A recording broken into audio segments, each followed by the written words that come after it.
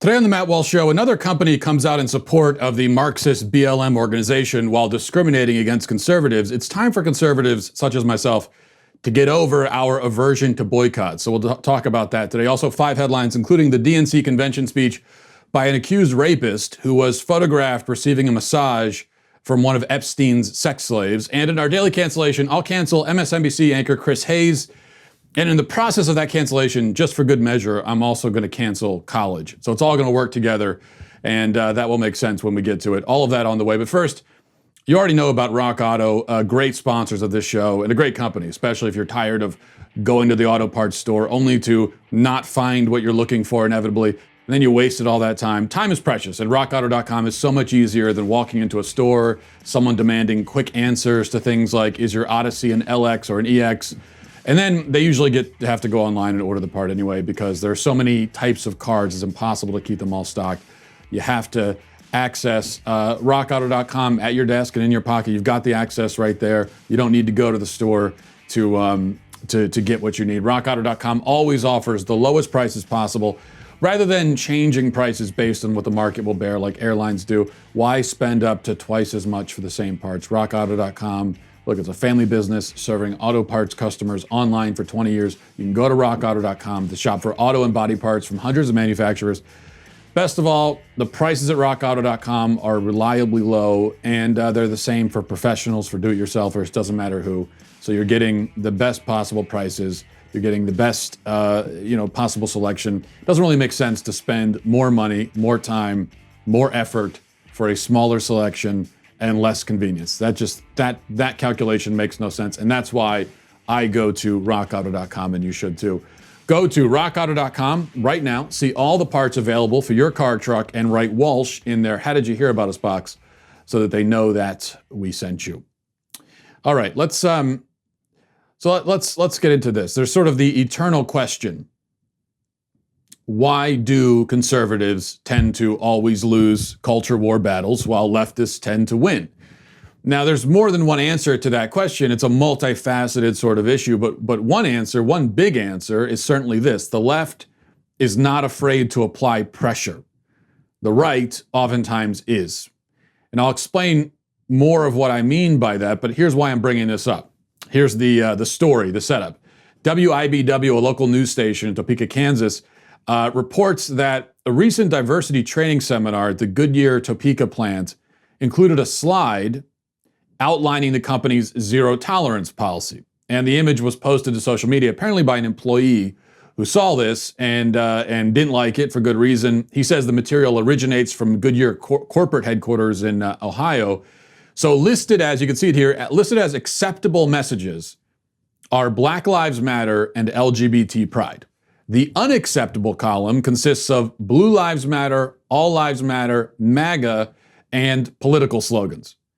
Now, Goodyear has not specifically addressed the discriminatory slide, but it did issue a statement when it was contacted by the local media. Here's the statement. It says, Goodyear is committed to fostering an inclusive and respectful workplace where all of our associates can do their best in a spirit of teamwork. And part of this commitment, we do allow our associates to express their support on racial injustice and other equity issues, but ask they refrain from workplace expressions, verbal or otherwise, in support of political campaigning or for any candidate or political party, as well as other similar forms of advocacy that fall outside the scope of equity issues. Now, this is outrageous on a number of levels. First of all lives matter is about as non-political as a slogan gets. Political messages are tribalistic, exclusionary by nature. Somebody who affirms that all lives matter is expressly rejecting tribalism and defending the dignity of human life universally. So the statement is not only non-political, but it is in fact anti-political. And it's not as though all lives matter is an unnecessary thing to say. That, of course, is the claim from BLM supporters. They say, well, there's no reason to proclaim all lives matter. And so if you proclaim it, then it can only be as some sort of counter-protest against BLM. Well, even if it is a counter-protest against BLM, so what? There's plenty there to protest, but it's not merely that. We happen to live in a culture where the dignity and value of human life is not universally affirmed. We do kill 1 million babies a year in the womb, after all. And beyond that, many people are murdered in our communities every day. And if their deaths are not politically useful to the cultural powers that be, their deaths are treated as inconsequential, which is to say their lives are treated as inconsequential, as not mattering. And one of the main culprits in dismissing and ignoring these deaths and these lives is Black Lives Matter. Now, if Blue Lives Matter is political, it's only because one side of the political aisle has decided to stake out this position of defining itself by its raw hatred of law enforcement. That doesn't make the message inherently divisive. All decent and sane people, a dwindling demographic to be sure, can agree that the lives of police officers matter. In fact, Goodyear itself once seemed to feel this way. In the past, the company has offered discounts to law enforcement officers, other first responders. Even now, if you go to their website, they brag that they're a recognized leader, quote unquote, in providing tires for police cars. Hopefully, police unions will be calling for those contracts to be pulled. You know, I certainly wouldn't want to buy tires from a company that doesn't think my life matters. That seems like a disaster waiting to happen. Imagine going to a doctor's office that bans you from wearing a shirt that says patients' lives matter. What about Black Lives Matter? Well, if Marxism counts as a political ideology, and it does, last I checked, then BLM is an intensely political organization. It is co-founded by a woman who describes herself and her comrades as trained Marxists who are, quote, super versed on, quote, ideological theories. The What We Believe section of the BLM website is full of these ideological theories, such as the theory that the Western prescribed nuclear family structure should be disrupted and that cisgender privilege should be, quote, dismantled. And BLM has indeed done quite a bit of dismantling over the years. I don't know if they've dismantled cisgender privilege, whatever that is, but they have left entire city blocks in ruins. You got to start somewhere, I guess. Now, Goodyear is certainly not alone. Many of the most powerful corporations in America have endorsed and offered financial support to Black Lives Matter. Of course, it's only by virtue of its name that this avowedly Marxist organization, which has been involved in rioting and looting in cities across the country for years, has managed to gain such widespread mainstream acceptance. If BLM had a more accurate name like Marxists United or something similar, I doubt very much that Pepsi and Goodyear would be lining up behind it. That's how silly our political discourse has become. Simply change the name of BLM. Keep everything else the same, everything. Change the name, and I'm betting there'd be 85% agreement in America that it's a hate group at a minimum, if not a domestic terror group, which is my vote. And there would be none but the most avowedly left-wing of companies coming out in its defense. So, be all that as it may. Corporations that support Marxist organizations while censoring messages of support for groups like police officers should face a severe penalty from their customer base. Conservatives, myself included, tend to shy away from boycotts. I can tell you that in the past, I have scoffed at them. And I still scoff at boycotts that are frivolous or launched for stupid reasons. And I certainly won't participate in any boycott meant to punish a company for the privately held views of one of its employees, even if it's its CEO or founder. The CEO of Goodyear can have whatever opinion he wants. I don't care if he personally favors the legalization of cannibalism, which would be only slightly more offensive than the policies advocated by BLM. Private companies and private opinions, rather, are one thing, but when an entire company takes a side on an issue and makes its position explicit, then we have every reason to take notice. And if they make it clear that they have no respect for people like us, that is, people who believe all lives matter and police lives matter, and if they side with violent radical Marxists, well, then we would have to be certifiable masochists to continue supporting them. There's no reason to. Lots of companies sell tires. Not all of them do so while spouting Marxist talking points. So me, I'll take the tires without the Marxism, thanks. So now is a good time to get over our aversion to applying this kind of pressure. It's an aversion I understand because, as I said, I share it. There is something in me constitutionally that recoils at boycotts. I kind of recoil at marching in the street with signs also, though I've done it a number of times, in fact. But there is, I believe, still something in the conservative mindset that militates against this sort of activism. And I don't think it's a need to be polite, because I don't have any need to be polite at all. I think it might be our fundamental practicality. You know, we aren't as into holding signs because it doesn't feel practical or useful. We don't like boycotting because, frankly, if a company has something I want and they have the best price and they have and you know, they're nearby, then I just want to go buy it. And when I'm in the car and maybe I'm with my family and the kids are crying and I need whatever product, I don't feel like thinking about these kinds of issues or trying to be socially conscious or political in my buying decisions. I've got more pressing concerns in that moment. I'm in real life mode. And so I think that's where the aversion comes from. If I'm psychoanalyzing myself and other conservatives, it's from practicality. But it's an aversion we need to overcome because, you know, besides boycotting is a rather practical thing to do. All we are doing is listening to a company tell us its position and taking it seriously, believing what it says and responding accordingly. Goodyear apparently doesn't want my business. Who am I to force it upon them? Many companies don't want my business or your business or the business of so many millions of us, and we should stop giving it to them out of basic self-respect and even respect for them and their wishes. And that's why Goodyear won't see another dime from me, which is not an idle threat, by the way. This isn't one of those boycotts where you're boycotting a company you've never patronized anyway, like when leftists boycott a hardware store or a gun shop. I've patronized Goodyear many times, but no more. And I think this should be the approach across the board from here on out.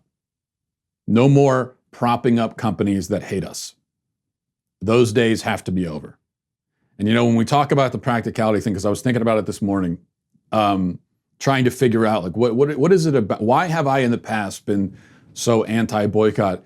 And I do think it's the practical thing. And you see this difference between conservatives and like I said, I know I'm psychoanalyzing here, but you see this difference between conservatives and leftists. Conservatives tend to be very practical minded, very common sense. I mean, you think about the typical sort of suburban, middle-aged Republican dad. You know, that's like one of your quintessential conservative types, right? And that's going to be someone who, and you know, that's sort of me. I don't know if I'm middle-aged yet, but that's someone who you know, it just isn't that interested in activism. Like, isn't going to show up and hold a sign. That's the kind of person, you know, your dad is driving down the road and just like you need something, you pull in. And if you're a kid and you try to shop, no, we can't shop there, Dad. It's because of their position on, oh, shut up. We got to go in here and buy this. And that's kind of how we think. Now, leftists, on the other hand, are not as plagued by practicality and common sense. They don't have to worry about that. Now, that handicaps them in their day-to-day life, but it makes them much more effective activists. And so I think this has to be the balance that we have to strike. Not that we give up common sense, but that we start being willing to do things that are a little bit impractical because that's what's going to be necessary in order to engage in this culture fight. All right, let's go to our 5 headlines.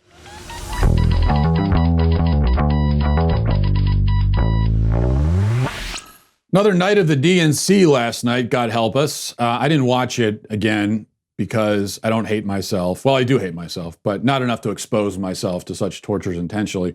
The highlight of the night, though, had to be accused rapist Bill Clinton giving his speech, which was so laden with irony that, you know, it may cause an overdose. So here's Bill, for example, giving a lecture on how to behave in the Oval Office.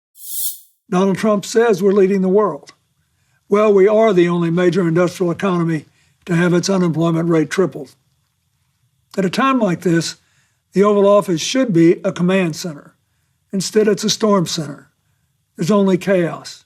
Just one thing never changes: his determination to deny responsibility and shift the blame. The buck never stops there. Now you have to decide whether to renew his contract or hire someone else. If you want a president who defines the job as spending hours a day watching TV and zapping people on social media, he's your man. They really might as well have Michael Moore come give a lecture on nutrition and fitness. I mean, they might as well have Elizabeth Warren speak at the Native American caucus meeting.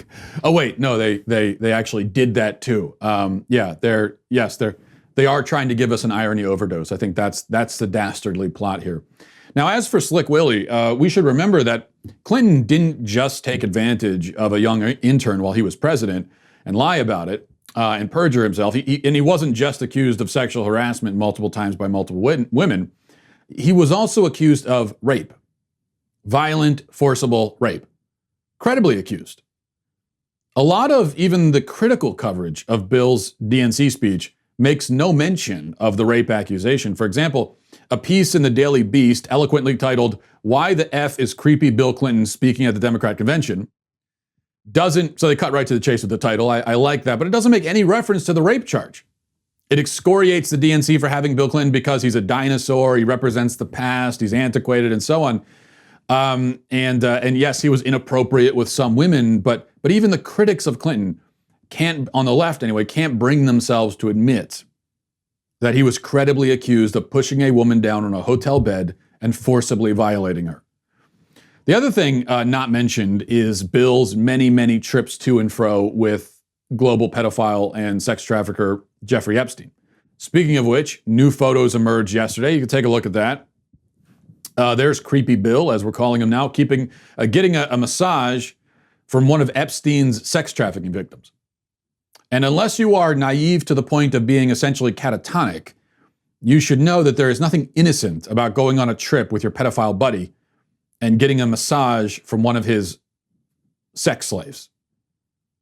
In fact, we have heard from Epstein's victims that these massages were part of the grooming ritual. So there's certainly nothing innocent here. And this is big news, what you're seeing right here. A former president being massaged by a sex-trafficked girl in the company of an international pedophile.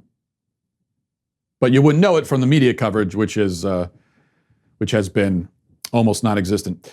Number two, it's like Groundhog Day at this point, reporting this every day, but I'm not going to ignore it. BLM rioters in Portland again last night, as we go into our, third month of this, and they attacked a police station, set it on fire. Here's the footage of that.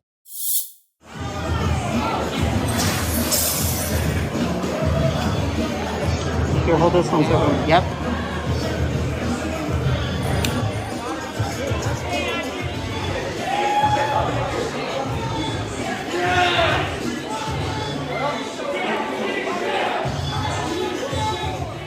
We've really reached a point where left-wing demonstrators setting a police station on fire is like par for the course.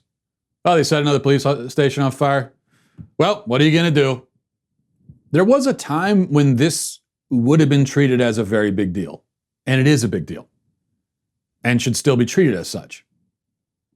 And this is why, speaking of conservatives being ineffective, the argument that you hear from a lot of conservatives is that, well, we shouldn't really do anything, and Trump shouldn't do anything because these are leftist cities, and just let them destroy themselves. That's how we stick it to the left, is by letting them destroy themselves.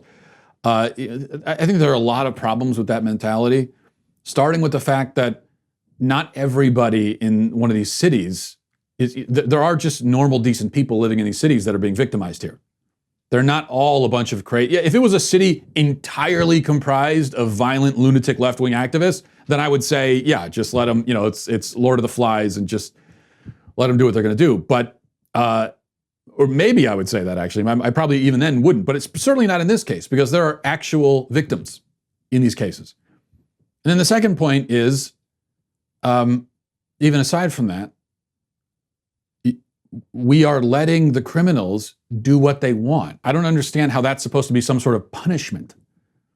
I don't know how that's supposed to be us winning by letting them commit crimes, letting them with impunity do whatever they want. No, that is letting the criminals win. We are letting them win by letting them do what they want. And I don't think we should. It only emboldens them, and it only guarantees more of this in the future. I think it's a terrible strategy. It's not really a strategy at all. It's a non-strategy. It's just doing nothing. Number three, reading from the Daily Wire, says Massachusetts officials are reportedly calling the police and the state's Department of Children and Families on parents whose children fail to show up for their school district's Zoom school. Those are the classes that are live streamed. The Boston Globe reports that Massachusetts school officials have reported dozens of families to state social workers for possible neglect because of issues related to their children's participation in remote learning classes during the pandemic shutdown in the spring. In most cases, the outlet notes the referrals were made solely because the students failed to log into class repeatedly. Most of the parents reported were mothers, and several did not have any previous involvement with social services. So now they have that on their record. And of course, you can totally see why a parent wouldn't bother having their kid log into the Zoom class, because if we're doing this, I can just teach them myself, right? There's no reason for. I'm not going to have my kid sit in front of a computer all day to learn. This is not the right way. I'll just do it myself. I think a lot of parents were saying that, and now they get visits from social services. And this, of course, goes back to what we discussed last week, that the school system thinks it owns your child, that your children belong to it. So even when they shut down and don't let your child come to school, they still want to keep tabs. They still are owed, in their minds, your child's attention and allegiance and obedience. And they will literally try to throw you in jail if you don't comply. I really think a day will come when people look back on this kind of thing, look back on the modern public school system in general, and just shake their heads in horror and disbelief, thinking like, how did parents ever subject their children to that intentionally? That's what they'll ask. And it'll be a good question. And the thing is, I don't have a good answer even now, though I'm living through it. Number 4, Fox News reports, important story here, very important. It says, a bride recently posted online about how her mother gave a vicious speech at her wedding last year, which led the groomsmen to ask her mother to leave the reception. In the post on Reddit's Am I the A-hole forum, the bride, a user of the forum, explained that she didn't really feel comfortable allowing her mom to speak at her wedding because of their strained relationship. She says, quote, I ultimately let her, hoping she would deliver the same fluff about gaining a son that she did at my sister's wedding. According to the Reddit post, the mom insulted the bride's appearance, her, quote, crappy apartment, and her gross medical issues. This is during the speech at the reception. She said, each time she paused to let a joke land, there was silence. My husband and wedding party stared at me frozen, waiting for my cue on how to react. They stayed seated until her bit about how I am damaged goods, referring to a time when I was 19. I had a bad date and the guy harassed me for over a year. It seriously impacted my mental health and I dropped out of college. It's painful to think or talk about. And then it goes on to say that the mom was asked to leave the wedding and she's very offended by that. Now there's a strained relationship with the daughter, even more strained, as you can imagine. All right, just 2 quick points here. The reason I bring this story. And first of all, the first one is I have been to plenty of weddings and I have never witnessed a moment like this. And so I'm pretty jealous. I've never seen anything this entertaining. Also, this is an opportunity for me really to go over what I believe the rules should be for wedding receptions. Because the way we go about wedding receptions is all wrong. Wedding receptions are exhausting and excruciating for everybody involved. They're really not a lot of fun, and it doesn't have to be this way. Now, this one sounds like it was pretty entertaining, but usually they aren't. But they would be if everybody followed my rules. So let me tell you what the rules are. And of course, when I take over and my reign begins as theocratic dictator, these rules will be codified into law and punishable by death or a $50 fine or both. Number 1, if you aren't going to have booze at your wedding, you should be legally barred from getting married. Dry wedding receptions are a violation of the Eighth Amendment's ban on cruel and unusual punishment. I almost said they're a violation of the 10 Commandments, which I would say they even are that too somehow. Especially a dry wedding where, I don't know if you've ever been to one of these, a dry wedding, no alcohol, but they still have music and dancing. Now, if you're gonna go Puritan, then go full Puritan, have no alcohol, no dancing, we'll get in and out in 15 minutes. And if we're doing that, then okay, fine. I'll allow that.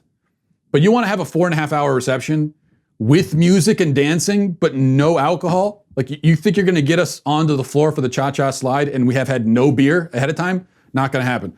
Number 2, wedding reception food is usually a letdown. There are some exceptions to this. I went to my friend's wedding last year. He's Indian, so he had Indian food like curry and stuff like that. It was very, very good. So that, there are some exceptions, but usually the food is bad. So just what I would say, no food. People pack a lunch, a ham sandwich. Really, it's about the booze anyway. Third thing, finally, more to the point of this story, all speeches should be banned at wedding receptions. Giving an effective speech is actually a highly difficult skill to master, and 99.9% of people in the world do not have the skill. That's why most speeches you hear at weddings, at fundraising banquets, at other types of events are horrendous because they aren't being delivered by trained professionals. They're being delivered by amateurs who have no idea what they're doing. So that's what I would say. Either have no speeches at all. I mean, how egotistical is it anyway to carve out time in your wedding reception for people to get up and say nice things about you? So you're planning it and you're saying, okay, so at this point here in the schedule, we'll have 47 people take turns saying nice things about us into a microphone. Yeah, that's a good idea. Absolute narcissism. So no speeches, or you can hire a trained professional to give one speech, just one. And on that note, I am available. A rate of $95 a word. Not a bad, considering how much you spend at weddings. Really, that's a pretty good bargain. All right, so those are the rules. 5, finally, we have one more headline. These aren't really headlines, but just go with it. Lena Dunham, of course, one of the great minds and great talents of our time, has given us another offering, another thing to think about, and I just want to play that for you. Here it is. I said certified free, 7 days a week, wet and gushy, make that pull-out game weak. Yeah, you dealing with some wet and gushy. Yeah, I'm sorry. I saw that. I felt like I had to deal with it psychologically because I was exposed to it, and so then I exposed you to it also. Really, misery loves company. I had to do it, and I just... Why? Maybe this isn't the lead here, I don't know, but why is she wearing a bathing suit that says sex on it? Like, that's about when it comes to being a provocateur, that's about on the level of when you're in middle school and you type numbers into your calculator and turn it upside down so it says boobs, you know? It's like on that level. This is someone who wants to be provocative but has run out of tricks. There are no more tricks in her bag. She reached into her bag, came up empty, and said, "Oh, I know. I'll wear a bathing suit that says sex on it." Super edgy stuff. So there's Lena Dunham. That's what she's up to, if you were wondering. And we're going to get to our daily cancellation. But first, we've been telling you about our All Access membership tier, most exclusive membership tier of the Daily Wire. All Access members get to join All Access Live, which is our exclusive live stream discussions hosted every night by each of the hosts, including myself. And this Thursday, August 20th, I am so excited to be doing this. I cannot tell you how absolutely ecstatic I am that we will be doing a very special live stream watch party covering the Democratic National Convention's biggest speakers, hosted by none other than me.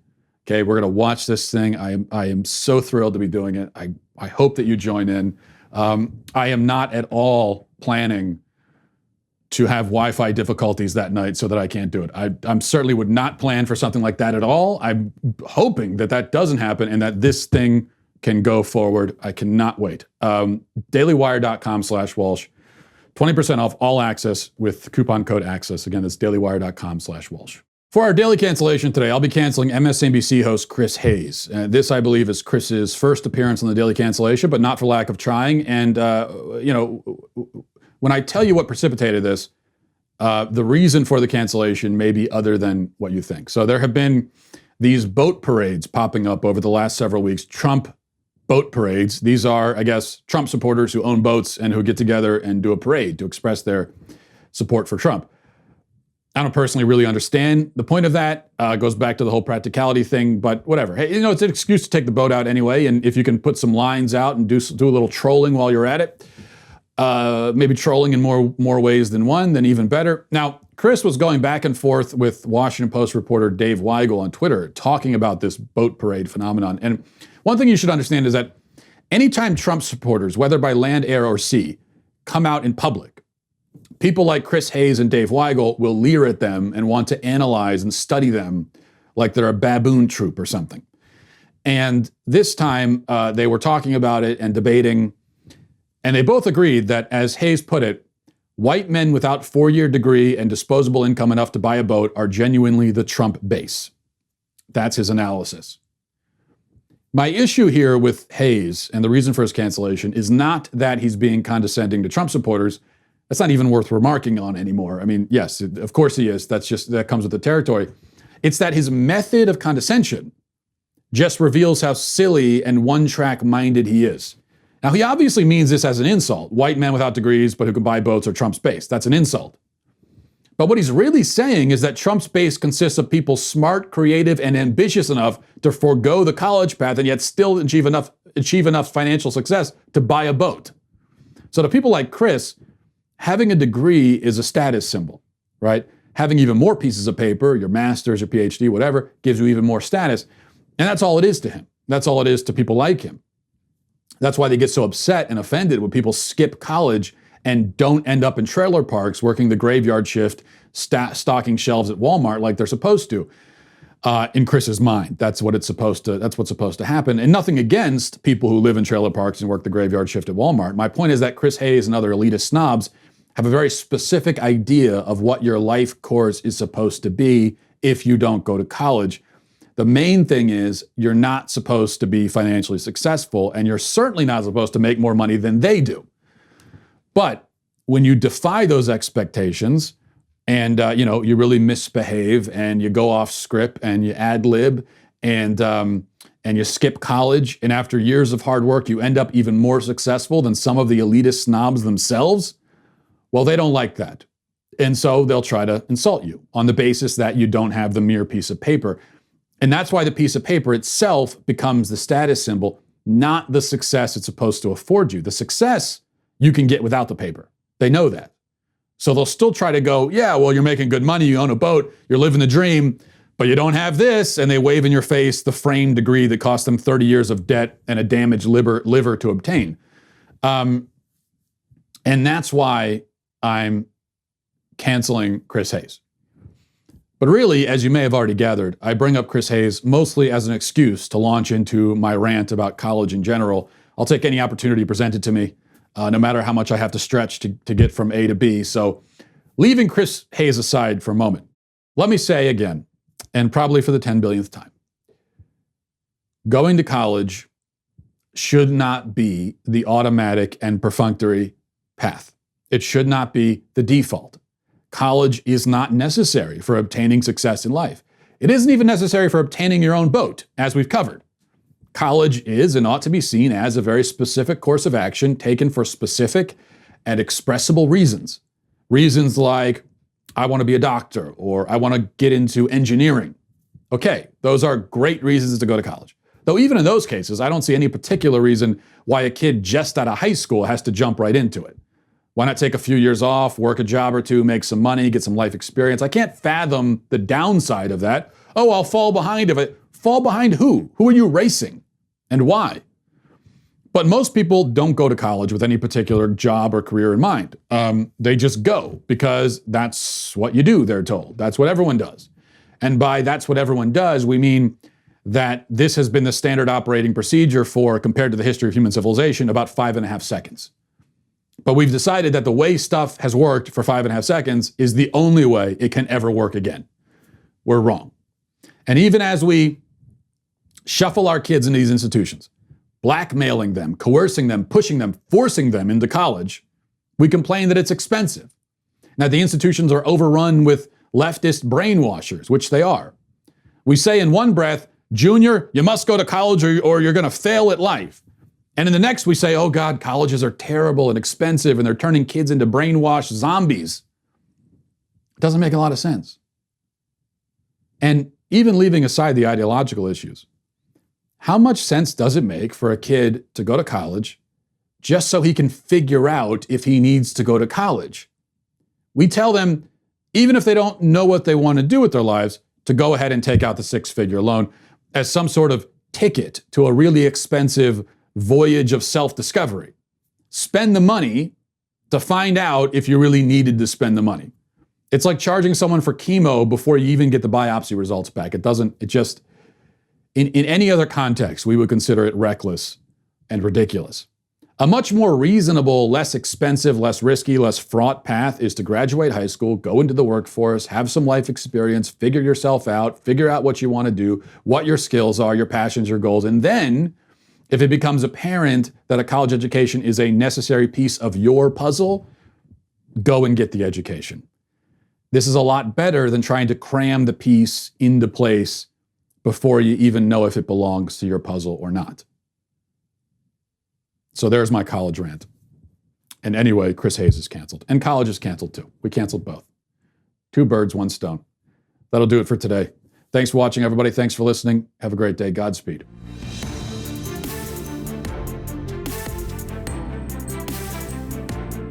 The Matt Walsh Show is produced by Sean Hampton, executive producer Jeremy Boring. Our supervising producers are Mathis Glover and Robert Sterling. Our technical producer is Austin Stevens, edited by Danny D'Amico, and our audio is mixed by Robin Fenderson. The Matt Walsh Show is a Daily Wire production, copyright Daily Wire 2020. Hey everybody, it's Andrew Klavan, host of The Andrew Klavan Show. You know, some people are depressed because the American Republic is collapsing, the end of days is approaching, and the moon has turned to blood. But on The Andrew Klavan Show, that's where the fun just gets started. So come on over to The Andrew Klavan Show and laugh your way through the apocalypse with me, Andrew Klavan.